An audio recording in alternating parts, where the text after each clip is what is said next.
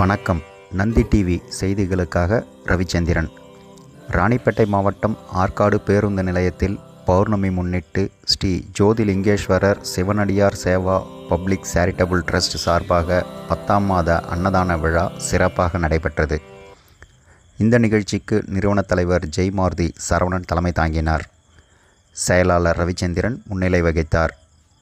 இதில் சிறப்பு அழைப்பாளராக ட்ரஸ்டின் கௌரவ தலைவர் கணேஷ் அவர்கள் கலந்து கொண்டு அன்னதான நிகழ்ச்சியை துவக்கி வைத்து சிறப்பித்தார். இதில் சுமார் 1000க்கும் மேற்பட்ட நபர்களுக்கு அன்னதானம் வழங்கப்பட்டது.